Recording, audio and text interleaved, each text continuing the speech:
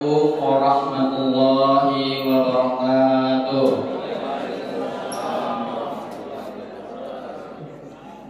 Alhamdulillahirabbil alamin. Wahdahu wassalatu wassalamu ala asrafil anbiya'i wal mursalin sayyidina Muhammadin wa ala alihi wa ashabihi ajma'in. Allahumma shalli wa sallim wa barik wa karim ala sayyidina Muhammadin wa ala ali sayyidina Muhammad. Qala Allah ta'ala fil Qur'anil Karim, ba'da a'udzu billahi minasy syaithanir rajim. Bismillahirrahmanirrahim. Ya ayyuhalladzina amanu kutiba 'alaikumussyam kama kutiba 'alal ladzina min qablikum la'allakum tattaqun. Wa qala nabiyuna Muhammad sallallahu alaihi wasallam, man shama Ramadan imanan wa ihtisaban ghufira lahu ma taqaddama min dzambi. Wa qala aidan, innallaha wa malaikatahu yusholluna 'alal mutasahhirin. Atau kama qala Rasulullah sallallahu alaihi wasallam. Alhamdulillah, jamaah salat subuh Masjid Al-Qohar yang sama-sama mengharap ridha Allah Subhanahu wa taala, sama-sama kita bersyukur kepada Allah Subhanahu wa taala yang mana Allah Subhanahu wa taala masih limpahkan rahmat hidayahnya kepada kita semua sehingga kita masih dapat melaksanakan suatu kewajiban, yakni salat subuh berjamaah. Salat adalah perintah Allah Subhanahu wa taala dan berjamaah adalah sunnahnya baginda Nabi Muhammad sallallahu alaihi wasallam. Ya, sebelumnya kami minta maaf karena kami mengurus di bapak tidak tahu tidak tahu kalau ada yang ngaji. Jadi bapak ibu yang sama-sama harap Allah, jadi kami ini menggantikan Ustaz Saiful. Karena Ustaz Saiful Asrari ada kegiatan lain. Nah, jadi semalam itu disampaikan tolong katanya sama Abidin isi kajian rutin di Masjid Al-Qohar. Nah, sebenarnya itu akulah pernah kesini pernah 2 kali. Nah, sekali khutbah di sini, sekali jadi imam tarawih. Tapi itu kan tahun 2020. Alhamnya. Jadi di sini, disuruh perkenalan dulu kan bapaknya perkenalan dulu. Karena apa? Bapak mengatakan itu tak kenal maka tak sayang. Kalau tak sayang maka tak cinta. Maka nanti kena saling sayang, saling cinta kalau tak kenal kan. Jadi nama kami alhamdulillah Muhammad Abidin. Namanya Muhammad Abidin. Asalnya dari Desa Kemu, Kecamatan Pulau Beringin. Nah, sama kayak Ustaz Saiful Asrari. Ada orang Kemu di sini. Alhamdulillah. Asalnya dari Desa Kemu, Kecamatan Pulau Beringin, Kabupaten Kukus Selatan, Provinsinya Sumatera Selatan, Indonesia Raya tercinta. Jadi walaupun maaf ya sipit-sipit ini agak beda sama yang lain. Ini bukan cuma Cina tapi juga Sunda.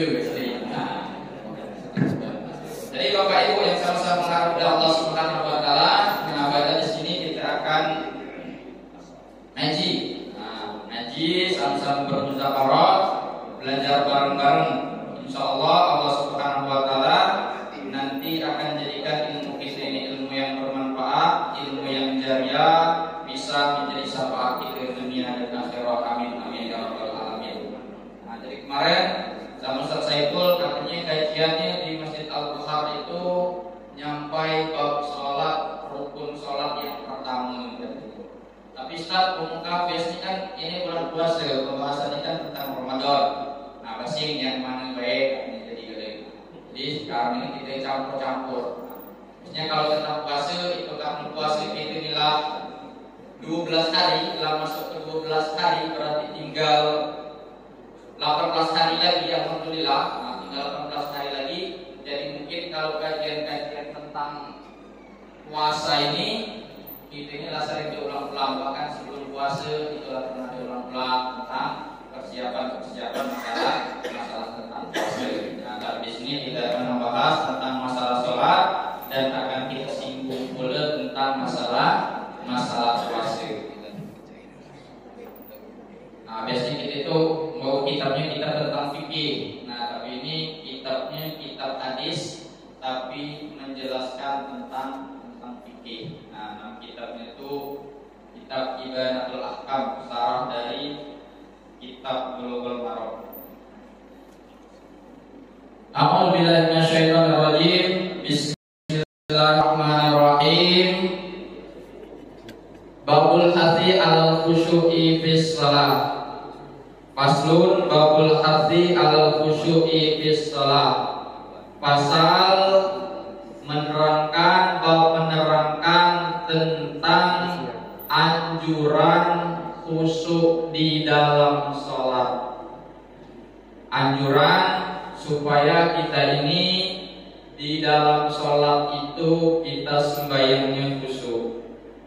Bismillahirrahmanirrahim. Wa bihi ilahi qol an Abi Hurairah radhiyallahu anhu qala naha Rasulullah sallallahu alaihi wasallam ayyusalliya rajulu muhtasiran, muttafaqun alaih.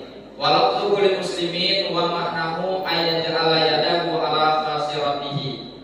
Wa fil Bukhari an Aisyah radhiyallahu anha anna dzalika fi'lul yahudi fi salatihim. Dari sahabat Abi Hurairah, beliau berkata bahwasanya Nabi sallallahu alaihi wasallam naha Rasulullah sallallahu ayyusalliya rajulu muhtasirun. Nabi sallallahu alaihi wasallam melarang seseorang sholat dalam keadaan muhtasiron. Apa itu muhtasiron? Walabtul muslimin, Imam Muslim ada menambahkan wa maknahu ayyaj'ala yadahu ala khasiratihi, yakni menjadikan tangannya ataupun meletakkan tangannya di atas kedua pinggangnya. Jadi ada orang sembahyang sambil melenggang ataupun sambil apa? Nah, melenggang. Kalau maksud kita Badar ini sholatnya ini sambil melenggang-lenggang, meletakkan tangannya tersebut di kedua pinggangnya. Maka itu Nabi Shallallahu Alaihi Wasallam melarang. Karena apa? Sholat kita ini apa namanya di bawah dada, di atas pusat. Itu kalau biasa kita meletakkan tangan kita itu sunnahnya. Wa fil Bukhari an Aisyah radhiyallahu anha anna dzalika fi'lul yahudi fi salatihim. Nah, ada tambahan di dalam riwayat Imam Bukhari dari Sayyidatina Aisyah radhiyallahu anha bahwasanya salat muhtasiran tersebut itu adalah fi'lul yahudi fi salatihim. Pekerjaannya orang Yahudi ketika mereka sholat. Jadi orang Yahudi ini, babu mereka ini juga sholat, juga sembahyang. Tapi sembahyangnya orang Yahudi, nah tadi menunjukkan kesombongan. Sedangkan kita umat Islam ini sholat itu harus khusyuk. Makanya tadi ada judulnya anjuran khusyuk di dalam sholat. Apa itu khusyuk? Khusyuk itu berserah dan merendah. Berserah dan merendah di hadapan Allah Subhanahu wa taala. Kok kita di hadapan Allah Subhanahu wa taala malah melenggang-lenggang sesuai dengan judulnya tadi. Nah, makanya di sini ada penjelasannya an-nahyu an wad'il yadaini ala khasirataini fi sholati li'anna dzalika yunafil khusyuk. Larangan daripada meletakkan kedua tangan di atas kedua pinggang di dalam sholat, karena hal tersebut akan mengurangi kekhusyuan. Itu yang pertama. Yang kedua, karohatut tasbihi bil mukhalifaini wa qad nahina an tasbihi bihim fi jami'i ahwalihim. Kemakruhan untuk menyerupai orang-orang Yahudi. Dan para ulama waqad nahina, para ulama sungguh telah melarang daripada menyerupai orang-orang Yahudi di dalam setiap keadaan. Jadi kalau kita sembahyang, maka kita memang harus khusyuk. Kita tidak tahu sembahyang khusyuk, pura-pura kita khusyuk. Nah, pura-pura khusyuk kalau memang kita ini tidak tahu khusyuk. Mungkin banyak problemnya yang mengakibatkan kita ini tidak bisa sembahyang khusyuk. Mungkin pikiran utang lah, mungkin pikiran yang lain-lain lah. Ibu-ibu mungkin pikiran buat kue lebaran belum ada duit, ya kan? Nak pakai baju baru lebaran belum beli, padahal pertengahan puasa. Nah, jadi kalau sembahyang kepikir-pikir terus. Terus apa tadi? Larangan menyerupai orang-orang Yahudi di dalam setiap kegiatan. Jadi tadi orang Yahudi ini, mereka ini sembahyang, sholat. Orang Islam juga sembahyang, juga sholat. Nah, kita melenceng dikit, kita belok dikit ke puasa. Orang Yahudi ini juga ada puasanya. Kapan orang Yahudi puasa? Ketika hari Asyura 10 Muharram, orang-orang Yahudi puasa. Orang Islam juga puasa. Terus untuk membedakan puasanya orang Islam sama orang Yahudi, aku untuk membedakannya salah satunya adalah makan sahur. Makan sahur. Orang Yahudi berpuasa tapi mereka tidak makan sahur. Makanya ada mafhum hadis disampaikan oleh Rasulullah SAW, makan sahurlah karena hal tersebut membedahi daripada orang-orang Yahudi atau Rasulullah SAW. Nah, jadi kalau kita umat Islam makan sahur ini hukumnya sunnah, bukan wajib. Nah, yang wajib kita di dalam puasa itu apa? Niat pada malam hari. Tapi kadang masih banyak juga yang bertanya, masih banyak juga kadang yang belum tahu. Ada bapak-bapak, kadang ada ibu-ibu, pagi-pagi habis subuh jam 7 mereka sarapan. Nah, itu ada bapak-bapak, tapi bukan di Al-Bukhari ini. Kalau di Al-Bukhari ini la paham dari insyaallah. Amin. Ada kadang bapak-bapak jam 7 lah makan lah ngopi. Ibu-ibu jam 7 lah sarapan. Pas ditanya kenapa dia puasa, semalam dia sahur. Ngap dia sahur kesiangan. Kalau bahasa dusun kami itu namanya melalu. Nah, kelaluan kami apa?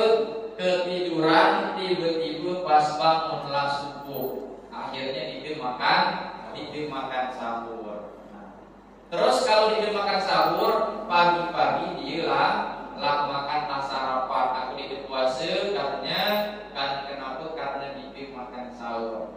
Nah, jadi perlu dipahami, makan sahur ini hukumnya sunnah. Sedangkan niat itu pada malam hari. Kita malam-malam sahur, habis 3 piring makannya, ngopinya habis 2 gelas, yang merokok habis 3 batang yang merokok. Tapi malam dia di dunia, mana puasanya pada pagi harinya, puasanya ini malah didesak. Karena apa? Yang diwajibkan itu adalah niatnya. Terus ada dia memang niat, dia pas habis tarawih, dia memanglah niat di dalam hati. Persiapan nak sahur, tiba-tiba kesiangan, akhirnya orang tersebut tidak makan sahur. Gimana puasanya? Puasanya sah. Nah, karena apa? Di makan sahur ini masih sah puasanya, yang penting nih niat. Nah, kadang kita makan sahur akan tetapi di niat, maka puasanya malah didesah. Nah, intinya yang wajib itu adalah niatnya, sedangkan makan sahur itu adalah hukumnya sunnah. Nah, ini kan banyak kan kita tuh ada yang di dunia, nah, memang di dunia makan sahur tapi di dunia ada juga yang niat cuma dilapatkan. Niat cuma dilapatkan ini juga belum mencukupi. Jadi mahal niat itu fil qalbi, tempatnya niat itu letaknya adalah di dalam hati. Makanya kalau kita habis tarawih itu biasanya bilangnya langsung habis tarawih langsung niat. Mari kita niat bareng-bareng. Nawaitu shawma qadin adai fati sahri ramadhana hadhihi sanati lillahi ta'ala. Ini melafalkan yang itu hukumnya sunnah. Terus kapan yang wajibnya, yang fardunya? Memang kita harus diucapkan di dalam hati. Kalau niat kita pas bareng-bareng itu belum mencukupi. Nah, habis itu barulah kita ucapkan di dalam hati. Nah, baru inilah yang dianggap. Nah, itu tempatnya adalah tempatnya di dalam hati. Nah, kembali ke sahur tadi, memang disunahkan sahur ini salah satu faedahnya apa? Menguatkan jasad kita supaya kita kuat berpuasa. Nah, itu yang pertama. Yang kedua, salah satunya apa? Untuk menyelisihi daripada orang-orang Yahudi. Nah, jadi kita ini setiap gerak-gerik, setiap perbuatan apa saja, kita ini jangan sampai menyerupai daripada orang-orang Yahudi. Itu yang pertama.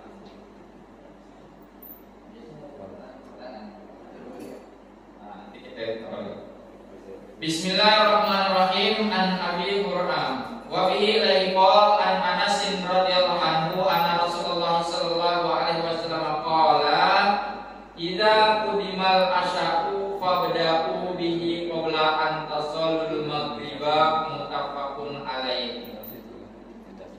Dari sahabat Anas radhiyallahu anhu bahwasanya Nabi sallallahu alaihi wasallam beliau bersabda, ketika telah dihidangkan makan malam, maka makanlah terlebih dahulu sebelum kalian melaksanakan sholat maghrib. Hadis tersebut diriwayatkan oleh Imam Bukhari dan Imam Muslim. Jadi Bapak Ibu yang sama-sama mengharapkan Allah Subhanahu wa taala, pesan Nabi sallallahu alaihi wasallam ketika makanan sudah dihidangkan berbarengan dengan sembahyang malam, sembahyang sholat maghrib, maka dahulukanlah makan terlebih dahulu sebelum kalian melaksanakan sholat maghrib. Alasannya apa? Paman kana lahu milun ila ta'ami wasyarabi wa umma bi hadratihi fayambaghi lahu ayakhudha minhuma. Kalau seandainya hati kalian ataupun pikiran kalian katanya condong kepada makanan dan minuman tadi yang telah dihidangkan, maka seharusnya sebagusnya untuk makan dan minum terlebih dahulu sebelum melaksanakan sholat maghrib. Ikut hadisnya, karohatus sholati bihadratit ta'ami alladhi yuradu aqlahu lima fihi min istighalil qalbi bihi wa dhihabi kamalil khusyu'i. Kemakruhan melaksanakan sholat ketika telah dihidangkan makanan yang mana orang tersebut sudah ada keinginan untuk makan tersebut. Dalam artian orang tersebut memanglah lapar, perutnya memanglah keroncongan, sayurnya memang menggoda, mungkin pindang atau rendang, mungkin ada rebusannya segala macam, ada lalapnya, pokoknya lengkap lah. Intinya kita ini kalau bahasa Inggrisnya itu ngiler katanya. Memanglah ngiler sama makanan tersebut. Maka sebaiknya kita makan tersebut. Karena kenapa? Yuradu aqlahu lima fi min istighalil qalbi bihi wa tihabi kamalil khusyuk. Karena akan menyebabkan hati kita ini sibuk dengan makanan tadi. Kita lagi sembahyang, tapi pikiran kita ke makanan tadi. Makanya itu lebih baik kita makan ingat sholat daripada kita sholat ingat makan. Akan menghilangkan kekhusyuan kita sholat dan akan mengakibatkan hati kita ini sibuk terpikir dengan makanan. Kalau seandainya kita sembahyang ke masjid, tadi di rumah memanglah dihidangkan makanan, lah siap nak makan, tiba-tiba lah azan maghrib pula. Itulah berangkat ke masjid, sedangkan perut kita tadi dalam keadaan lapar. Nyampe ke masjid, kita sembahyang di masjid. Nah, tiba-tiba kalau Pak Imamnya suaranya kecil, bacaannya keluar panjang, lamunya Pak Imam ini ayatnya mana? Akhirnya kita garuk-garuk dek gatal. Tahu garuk dek gatal? Pala kita ini biasa saja kadang. Tiba-tiba lah kita garuk ke sini, tiba-tiba lah pindah lagi ke pinggang, tiba-tiba lah ke pinggang setelahnya lagi. Kita garuk-garuk padahal tidak gatal. Karena apa? Pikiran kita tadi kita lagi sholat, tapi pikiran kita di rumah makan. Nah, kembali lagi kita ke masalah puasa. Nah, masalah puasa mana?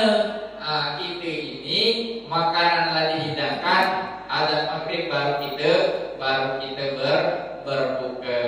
Nah, makanya kalau di masjid kami itu memang dihimbau 10 menit itu jedahnya di antara azan sama iqamah. Biar apa? Biar santai-santai dulu, bisa kita ini berbuka bareng di rumah. Nah, tapi biasanya memang kalau bulan puasa ini nafsu kita saja. Paham ini bahasa ya? Ini bahasa sebenarnya tutup. Karena apa? Bahasa Indonesia ini kadang apa? Setengah-setengah, jadi agak ribet. Bahasa Batu Rajunya juga jarang. Karena apa? Hari-harinya tunggal ini sama jenis semende. Nah, aku tuh tinggalnya itu satu rumah sama Ustaz Saiful. Jadi ngomongnya sama Ustaz Saiful. Ustaz Saiful itu di lantai bawah, kalau aku tinggalnya di lantai pucuk. Jadi hari-harinya itu ngomong semende terus. Jadi di mana-mana pas pengajian itu diisinya ngisi bahasa semende. Nah, kemarin pernah juga ngisi radio sukses itu kata Ustaz Saiful gantikan ngisi radio, ngisinya pakai bahasa Indonesia. Awalnya ngomongnya bahasa Indonesia, pas lah 5 menit jalan lah belok lagi ke bahasa semende. Jadi memang bahasa kita ini dibaca ditinggal. Walaupun dijauh itu lama 7 tahun dijauh pondok, tapi bahasa semende ini ditinggal hilang. Alhamdulillah. Nah, jadi kembali lagi kita tadi, kalau lagi puasa makanya kita jedahkan itu supaya kita ini bisa bersantai-santai. Tapi biasanya cuma nafsu kita itu kalau lah jam 5, jam 4 ini kita nak berbuka itu tuh lihat jualan martabak dan nak beli martabak, lihat jualan bakwan dan nak beli bakwan, lihat jualan pempek kita lah nak beli pempek. Bahkan ada jambu batu, jambu biji itu gantung dia itu. Nah, lagi digantung itu lah merah yang rumahnya caknya makan gitu. Lah dia ambil juga lah kita kumpul kawan buat berbuka. Pas berbuka lah azan, minum segelas, makan kurma sipuk, laki langgale. Yang tadi makan tadi lah nanti lagi nafsu kita nak makan tadi. Nah makanya jangan sampai kita ini pas kita nak sembahyang malah kita ini ingat-ingatkan tentang makanan. Nah biar kita tadi sembahyang kita khusyuk, berbuka dulu dengan sempurna, baru kita berangkat ke masjid untuk melaksanakan salat. Boleh ada yang dari ditanyakan? Go.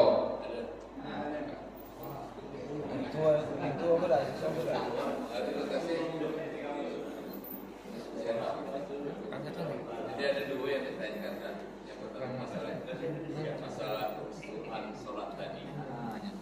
Itulah usaha itu. Kadang-kadang baru satu karena imam. Seperti yang Ustaz kenalkan panjangan atau imam membaca ayat-ayat yang kurang pas.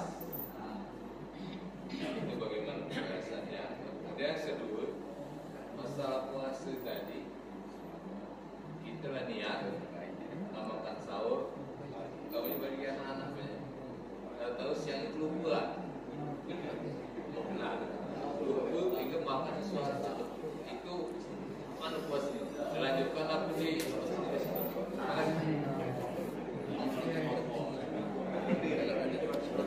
Jadi yang tadi kita lah berusaha khusyuk. Nah tiba-tiba mungkin problem yang akibatkan tadi itu khusyuk, mungkin tadi imamnya mungkin kepanjangan, ataupun tadi ada yang mungkin salah pada imam pada bagian. Nah memang sebenarnya kalau kita sembahyang ini, nah biasanya itu semakin panjang bacaan imam ini itu baca semakin khusyuk. Sebagian. Kemudian ada juga yang memang bacanya kadang salah. Nah, kita ini yang dinamakan khusyuk itu kita konsentrasi batin, merendahkan diri di hadapan Allah Subhanahu wa taala. Nah, itu yang dinamakan khusyuk. Konsentrasi batin, hati kita ini yang konsentrasi, kemudian kita merendahkan diri di hadapan Allah Subhanahu wa taala. Intinya apa? Nah, intinya di dalam kita ini jangan ada unsur kesombongan, jangan ada unsur yang lain-lain. Terus mana kita sembahyang tahu kalau imamnya ini bacaan kepanjangan ataupun bacaan imamnya ini salah. Nah, di situ sudah bagian daripada kekhusyukan kita. Karena apa? Kita ini ketika Pak Imam baca berarti kita ini nyimak. Nah, salah satu khusyuk itu kita itu nyimak bacaan imam, kemudian kita ini menghadirkan sifat ihsan. Sifat ihsan itu apa? Seolah-olah Allah Subhanahu wa taala melihat kita dan kita melihat Allah Subhanahu wa taala.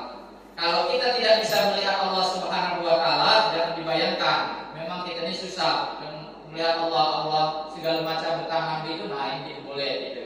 Malah itu nanti ukur malah kita. Nah, kalau kita tidak tahu seperti itu, ketahuilah bahwasanya Allah Subhanahu wa taala itu sedang mengawasi kita. Nah, kalau kita tahu dari Pak Imam kalau bacaannya ada yang kurang atau kepanjangan, berarti itu termasuk daripada kekhusyukan kita.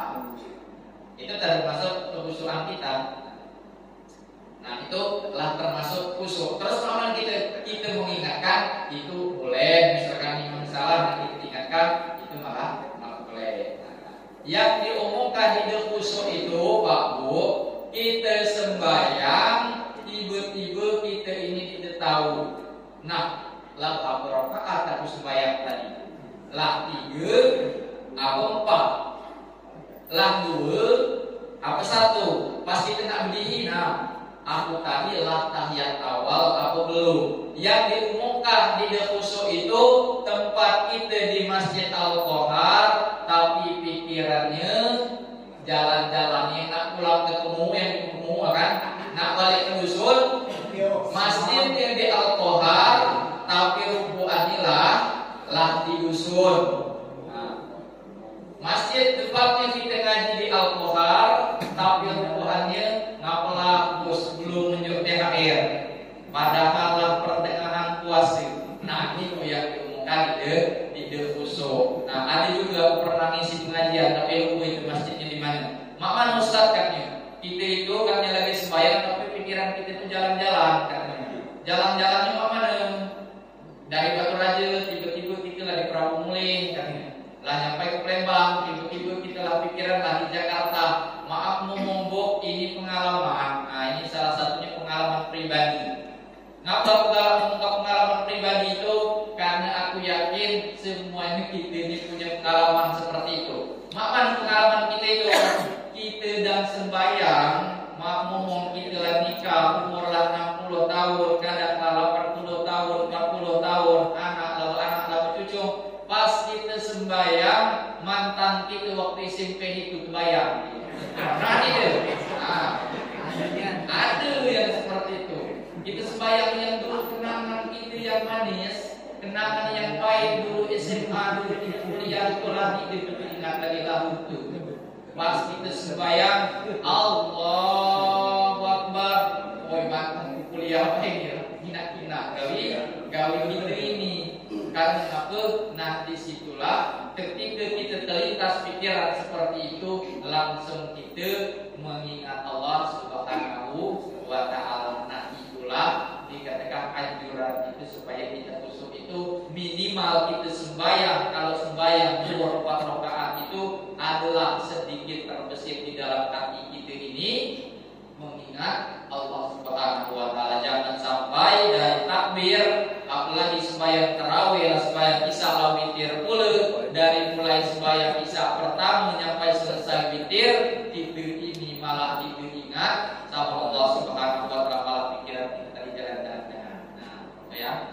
Kemudian yang kedua, masalah lupa makan. Nah, itulah niat setelah sahur, tiba-tiba siangnya kita lupa, kita malah makan.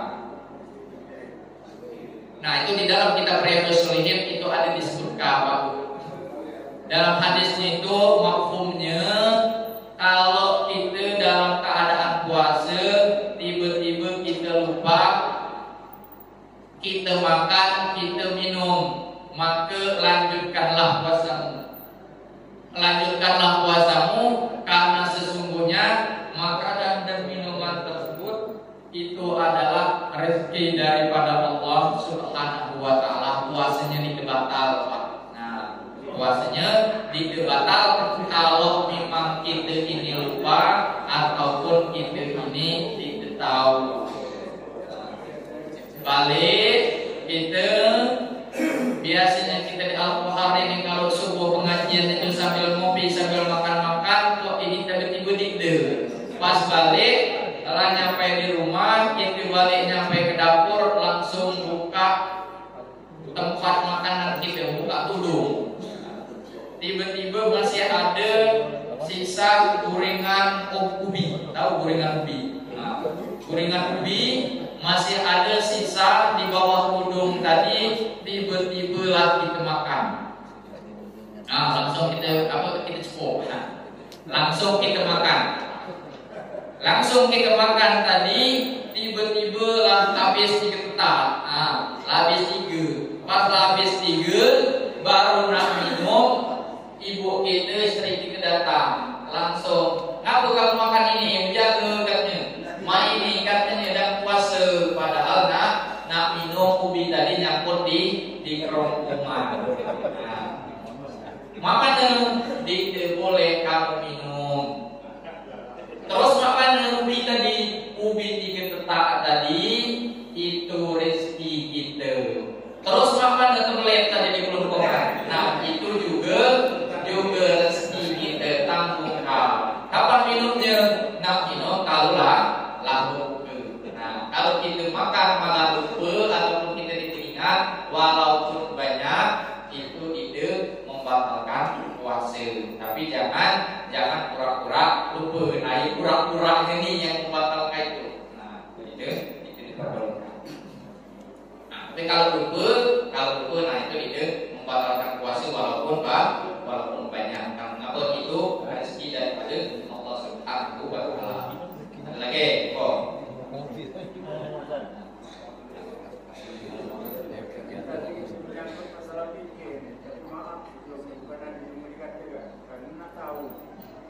Mana yang pakai kursi di tengah, merusak barisan yang punya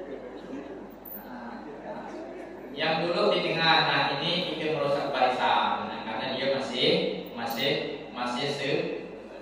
sebarisan, masih sebarisan. Tapi bahkan kalau yang merusak sop itu, yang memutus sop itu, kalau ada anak kecil memang belum disunat. Nah, kalau belum disunat berarti diri masih kotor, masih membawa najis. Kadang pun mereka ini buang air ini kadang kita belum tahu, kadang berdiri segala macam, entah dia cuci apa tidak. Nah tiba-tiba dia sholat di tengah. Nah itu ya yang memutus sop. Kalau supaya dulu itu kita pakai kursi, mana itu tidak memutus. Tadi bahasa bersuanya dan apa namanya menyerupai sholat atau sembahyangnya kita dengan orang Yahudi. Nah kita butuh penjelasan bagaimana sembahyangnya orang Yahudi supaya kita bisa membandingkan. Gitu. Kita ini kadang-kadang tabu, Pak Ustaz.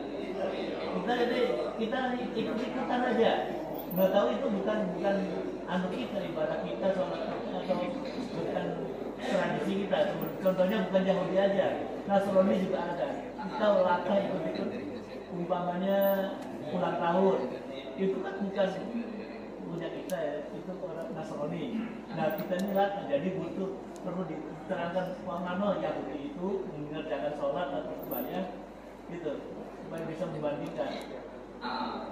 Jadi kalau sembahyang orang Yahudi ini Allah alam. Karena apa? Kita juga pernah melihat Yahudi, apalagi alhamdulillah di Indonesia ini nanti orang Yahudi insyaallah kan. Nah kita sembahyangnya orang Yahudi, kita itu belum tahu cara sembahyangnya. Nah tapi ini memang hadisnya pesan daripada Nabi, kita harus menyelisihi. Nah salah satu ciri-ciri sembahyangnya orang-orang Yahudi ini, mereka ini tadi sembahyang sambil melenggak-lenggak. Nah mereka sembahyang sambil melenggak-lenggak, jangan sampai kita ini juga kalau sembahyangnya melenggak-lenggak juga. Nah kalau sembahyang ini Allah, dan juga kita memang tidak perlu tahu cara sembahyang mereka ini ya, juga kita tidak tahu juga ini tidak apa tidak jadi masalah. Nah tapi itu ada pesan Nabi, memang kalau kita sembahyang jangan melenggak-lenggak, itu karena menyerupai orang Yahudi. Nah, kemudian makan sahur. Kalau kamu pernah puasa, maka bersahurlah. Biar apa? Biar menyerupai daripada orang Yahudi.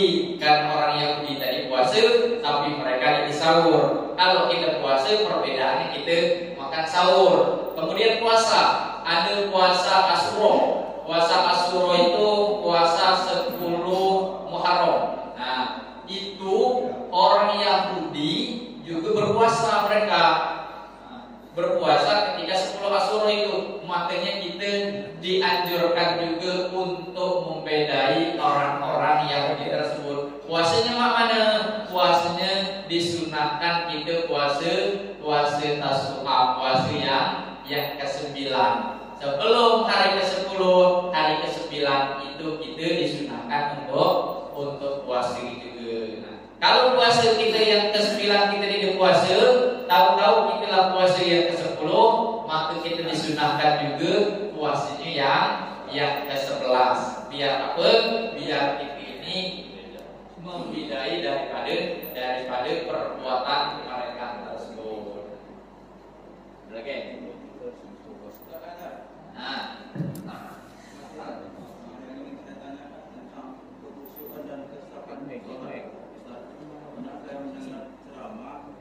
ketika mau khusyuk atau misalnya sholat itu pada saat kita membaca ayat, nah mulut membaca ayat nanti mematikan ayat itu. Terus gimana? Kami tidak baca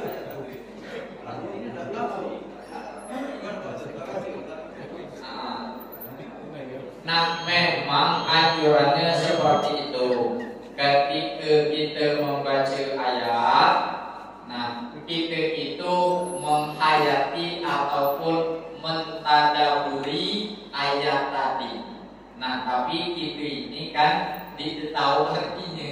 Nah, yang kita baca malah kita tidak tahu artinya.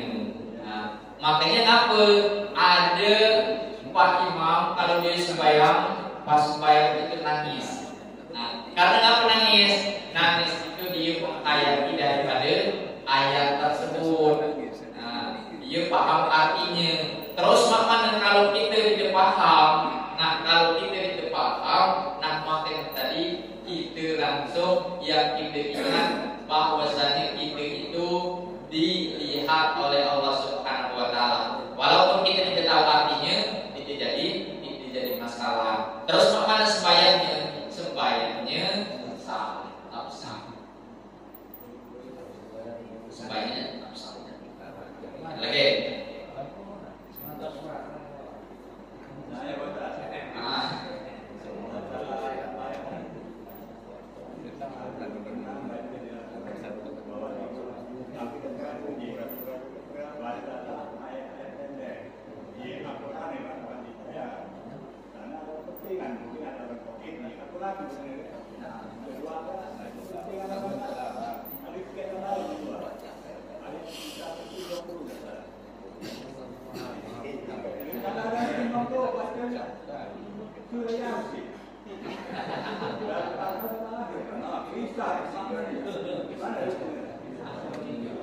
Nah, jadi kalau imam, khususnya untuk imam, ini imamnya ini menyesuaikan dengan makmum. Nah, menyesuaikan dengan makmumnya, cara bacaannya, cara bacaan ayatnya tersebut. Nah, sunnahnya juga kalau maghrib itu dia agak ringkas, agak pendek karena memang waktunya itu sedikit pendek. Isya sunnahnya itu agak panjang sedikit. Subuh karena sholatnya pendek, nah makanya disunahkan ayatnya dipanjangkan lebih panjang lagi sedikit. Nah terus melihat kondisi makmumnya juga. Nah melihat kondisi makmumnya, kalau makmumnya memanglah agak, kalau berdirinya lebih kuat lagi, nanti dikondisikan. Nah contoh imam kita tadi apa kan? Bacaannya memang surat yang dibaca surat panjang, tapi diambil setengah. Jangan tadi malah membacanya surat Yasin, dibaca nyampai habis. Nah, kalau pas salam, assalamualaikum warahmatullahi. Ini mau belakang lah habis makmumnya pernah kalau balik kali, langsung bayar dewe. Nah, bahkan ada itu cerita ini yang cerita itu maaf itu jamaah tabligh. Nah, ada jamaah tabligh yang cerita mereka ini dakwahnya itu ke daerah Papua situ. Daerah Papua situ banyak yang baru-baru masuk Islam. Nah, banyak yang baru-baru masuk Islam. Pas imam ini sembahyang langsung bacanya surat Yasin. Padahal yang tidak dibaca oleh imamnya tadi itu dikit sebenarnya. Yasin cuman beberapa ayat tambahan, baru niatnya langsung rukuk. Nah, karena orang Papua ini yang baru masuk Islam ini tahu dia kalau surat Yasin ini panjang, Pak imamnya baru waladhdallin amin. Bismillahirrahmanirrahim. Yasin. Makmumnya tadi langsung bubar kali. Makanya nak baca surat Yasin Pak imamnya ini padahal cuman ya ini beberapa ayat saja. Nah, jadi itu menyesuaikan. Nah, menyesuaikan dengan jamaahnya tadi. Baik, lagi yang lain. Apa kita dengan tadi lah? Jadi balik ke yang bacaan panjang tadi itu, kita ini kan terutama sholat 5 waktu ini. Imamnya rakaat pertama dan kedua mendayu-dayu dia panjang. Kemudian rakaat ketiga keempat bertatub. Nah, kita belum selesai Fatihah dia kan dulu. Apa mana cara dia baca Fatihah? Ini yang kami agak kurang kami pahami di makmum. Nah, jadi dapat makmumnya sering ketinggalan. Nah, jadi imam juga menyesuaikan. Nah, karena apa? Kadang kita ini bacaan itu memang tidak tahu cepat. Nah, kadang ada juga yang tahu dia cepat. Terus mana imamnya ini bacaannya, makmumnya belum selesai Al-Fatihah, terus imamnya dialah rukuk. Nah, biasanya imamnya ini baca Al-Fatihahnya ini 1 kali nafas. Nah, tapi kadang ini kalau kita terbiasa kita tahu gitu. Nah, makanya mana untuk imam ini menyesuaikan jangan terlalu cepat kalau untuk sembahyang sirnya itu. Biasa saja Pak, baca itu biasa saja. Itu biasanya bacaan itu kalau untuk Al-Fatihah dia itu cuma sekali nafas ataupun 2 kali nafas lah selesai Al-Fatihah. Terus rukuknya mana? Rukuknya dia cuma ngambil tumakninahnya, ngambil rukunnya saja. Allahu Akbar, Subhanarabbiyal azim wa bihamdihi, Sami Allahu liman hamidah, cuma sekali dia ucapkan. Mana sah tidak? Sah. Tapi kan memang sunnahnya dia 3 kali. Supaya tarawih tiba-tiba lah tahiyat akhir tiba-tiba kita baru baca at-tahiyatul mubarakatus shalawat, tiba-tiba imamnya langsung Assalamualaikum warahmatullahi. Kadang kita baru asyhadu alla ilaha illallah. Nah, imamnya langsung salam. Ini biasanya imam baca ini nyampai fil alamin innaka hamidum majid. Nah, bacanya cuma nyampai asyhadu alla ilaha illallah wa asyhadu anna muhammadar rasulullah. Allahumma sholli ala sayyidina Muhammadin wa ala ali sayyidina Muhammad. Nah, ini rukun kewajibannya itu cuma nyampai situ. Nah, nyampai situ lah sah sembahyangnya. Kemudian kama sholli ala sayyidina Ibrahim wa barik ala sayyidina Muhammad kama barakta, langsung ke fil alamin innaka hamidum majid. Nah, itu hukumnya sunnah. Nah, biasanya kalau dia ngebut, nah biasanya dia bacanya cuma nyampai situ, dia nyampai diselesaikannya sempurna. Nah, ini sembahyangnya tetap sah, tapi kesunahan tadi malah yang kita dapat. Lagi.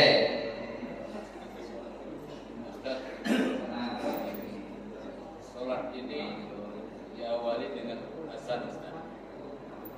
Di depan mikrofon kami itu sudah ada catatan yang para azan itu harus melihat ke sini. Tapi kadang-kadang banyak azan yang tidak tepat, tidak dipermasalahkan. Ada yang azan sesuai dengan membaca itu dipermasalahkan. Jadi kadang-kadang bingung mana yang tepat, mana yang tidak. Yang dimasalahkan ini masalah lagunya atau masalah bacaannya. Jadi yang dipermasalahkan, yang harus dipermasalahkan nanti kalau dia memang bacaannya yang salah. Contohnya ayat al-shalah. Nah, ayat al-shalah itu ujungnya jangan pakai ayat al-shalah. Nah, jangan pakai hak kecil. Karena apa? Ujungnya itu tak marbuto namanya. Nah, tak marbuto tak, tapi tempatnya di akhir. Kalau dia di akhir, makanya dia ditandingkan tak marbuto itu tadi muannas. Makanya dia bulat, di atasnya ditandai dengan titik 2. Nah, ayat al-shalah, nah itu a. Nah, kemudian kalau yang ayat al-falahnya jangan disangka. Ayat al-falahnya, ya walaupun ujung-ujungnya dia sama ha, nah tapi yang ujungnya ha besar, yang bawahnya malah dia ha kecil. Ayat al-falah. Kayak ha dia agak mendesak sedikit. Kemudian ashadu sama ashadu. Nah, jangan. Itu harus kita bedakan juga. Kalau ini dia itu pakai shin. yang titiknya ada 3, bukan pakai sin yang nanti titik, walaupun sama-sama bawahnya ada gergajinya. Nah itu kalau guru kami dulu ngajari, sama-sama ada gergajinya, dia mirip sama, perbedaan yang sin sama shin. Nah itu titiknya. Nah ada titik. Terus membedakannya mana kalau kita ngomongkannya, bedakannya itu kalau shin itu anginnya ke bawah. Nah itu kalau kami belajar qiraat itu anginnya ke bawah. Shin, nah anginnya ke bawah. Kalau sin itu anginnya ke depan. Kalau shot anginnya pucuk. Nah itu perbedaan di B ini. Kalau di D kita ini sedang D ini baca sama. Nah ujung-ujungnya sama gala 3 ini. Shin. Nah penting karena bedakannya shin itu ke bawah anginnya. Kalau sin biasa itu ke depan, kalau shot itu ke pucuk. Nah itu makanya yang harus dipermasalahkan itu bukan masalah lagunya juga. Nah lagunya juga karena satu kampung kan dengar, tapi jangan sampai itu yang turun-turunnya yang salah, nanti maknanya baca beda, baca berubah. Oke.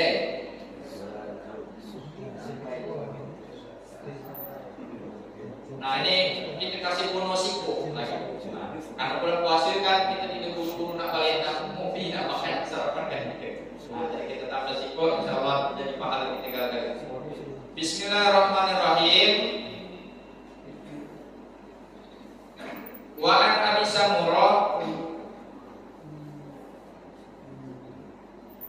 walahu an Aisyah radhiyallahu anha qalat sami'tu Rasulullah sallallahu alaihi wasallam yaqulu la sholata li hadrati ta'amin wa huwa yudafi'ul akhbasani. Dari Sayyidatina Aisyah radhiyallahu anha, beliau berkata, aku mendengar Rasulullah sallallahu alaihi wasallam bersabda, tidak ada sholat bagi orang yang di hadapannya sudah dihadirkan makanan. Itu tadi hadisnya lagi kita bahas yang kedua tadi.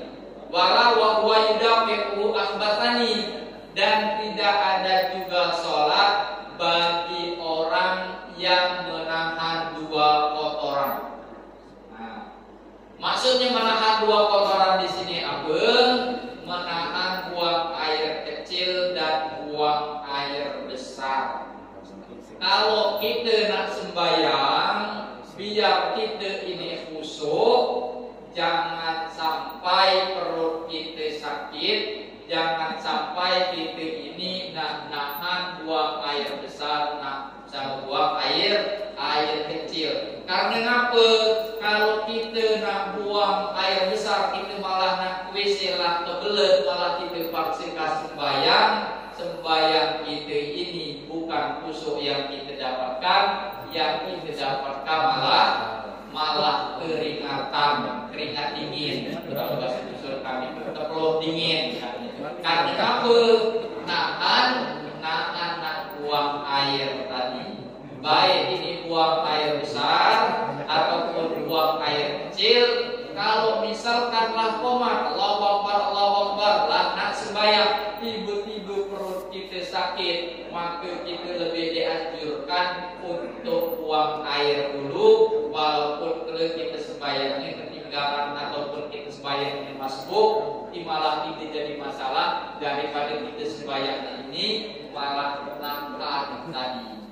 Apalagi kalau kamu sembahyangnya nak paling depan, so pertama tiba-tiba perutlah sakit, nak buang air masih kamu paksakan, nak kamu batalkan, nggak enak, malu sama jamaah yang di belakang, nak lalu lewat depan takut sama imamnya, nak lewat belakang takut sama jamaahnya ramai di belakang, akhirnya ditahan berdiri tengah-tengah. Makanya kita ini nak khusyuk sembahyangnya kalau perut kita dalam keadaan sakit. Nah, baik buang air besar, buang air kecil. Kalau kita sebelum sembahyang ini rasa sakit, maka kita disunahkan untuk kita selesaikan hajat dahulu, baru kita sholat. Karena apa? Kalau masih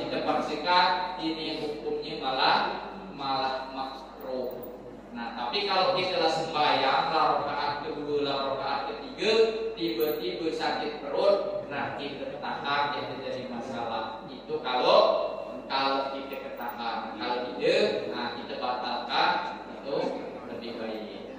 Nah sebelum kita tutup ada yang ditanyakan, bos.